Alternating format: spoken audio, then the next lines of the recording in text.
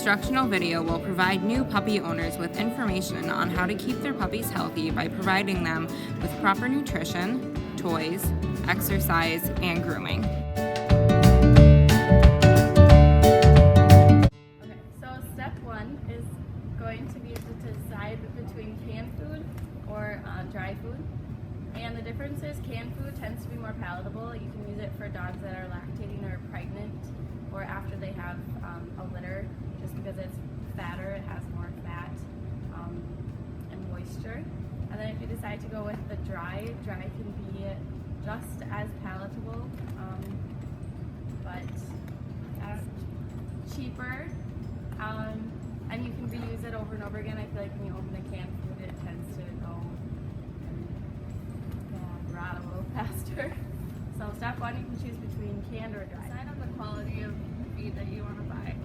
Low quality feed usually is a lot cheaper. This bag is only $6, and it's usually cheaper because they use more byproducts to fill in the feed, such as corn. Higher quality feed is going to have better nutrients.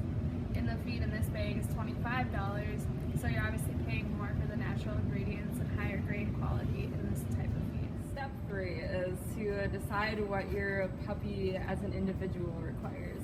Do you have a small breed puppy where you need a small breed food for them, or do you have like a lab or something where you're going to require a large breed food? Some dogs are allergic to grains or have sensitivities to different protein sources like chicken or beef.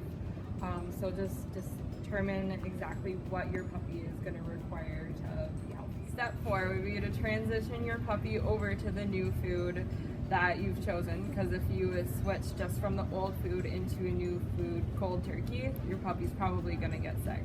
So what you want to do is over a week's period of time, you want to mix 3/4 of the old food with 1/4 of the new food for a couple of days. Then do 50% old food, 50% new food for the next couple of days. And finally, you want to do 3/4 of the new food and 1/4 of the old food until you've completely transitioned over to the new food that you're feeding. Measure it out according to the instructions. Finally, feed your puppy the new food. Choosing a treat for your puppy. It's important that you choose a treat that your puppy will love to eat so that it can be used as a training or a reward. There are many different kinds of treats for many different kinds of dogs. Two specific ones I have here are the trainable ones, which are really good for training. They're easy to handle and easy to feed. We've also got some dentist sticks, which help keep the dog's teeth clean and functional. It's important that you choose a treat that your dog will like, so expect to change it around quite a bit until you find the treat that your dog really likes.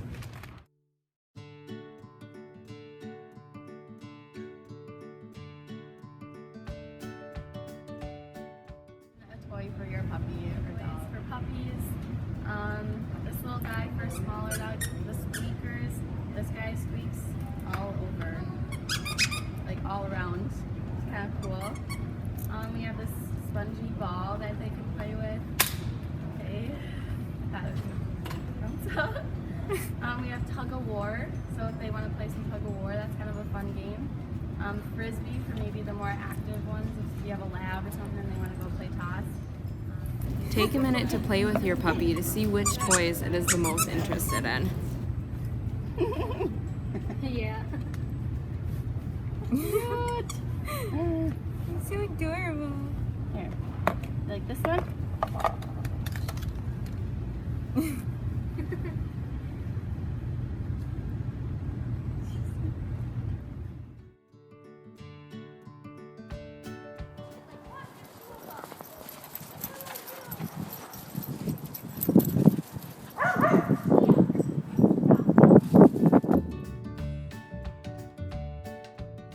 Step 2.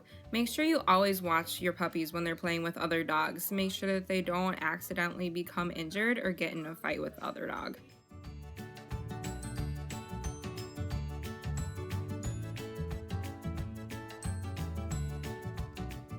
Puzzle toys are also a great form of mental stimulation because they make your pet work for their treat. Step 3. Choose a toy that won't be too difficult for your dog to solve. Step 5. Supervise your dog while he's solving the puzzle to make sure he doesn't get frustrated if he can't figure it out. Plus, it's cute to watch.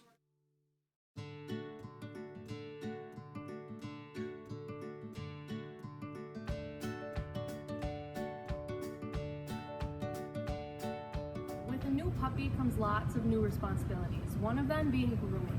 There's quite a few things that you're going to need to groom your puppy. For starters, or step 1 is getting everything you need to groom your dog.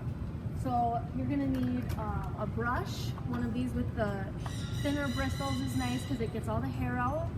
Also, a dog shedding brush is good for hair removal. A couple things for trimming. You have a face trimmer and a thinning shears. These are nice because if you have a dog with a thicker coat, you can take the top layer off so they're a little cooler. And then also you have these nice small facial ones so that you don't have this big clunky pair of scissors in your dog's face making them nervous. Some other things you're going to need is a nail clippers. One of these works really well. It's safe and doesn't harm your puppy. You can also buy nail files if you don't want to clip their nails. And then finally, you will be needing obviously some shampoo and conditioner, or one or the other. You want to make sure that you have a safe shampoo for your dog, so it's good that you go to like a pet store or somewhere and buy like a pet specific shampoo other than using human shampoo because it can dry out their skin. Step 2. Fill the tub. Test the water with your hand to make sure it's not too warm or too cold for your puppy.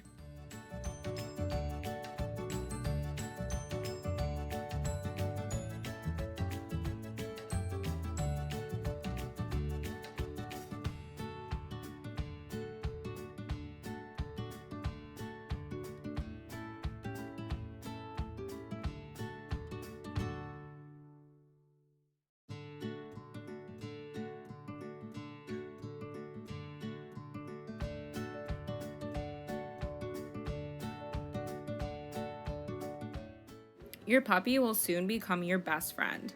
And now that you know how to keep him or her healthy, you two can have adventures for many years to come.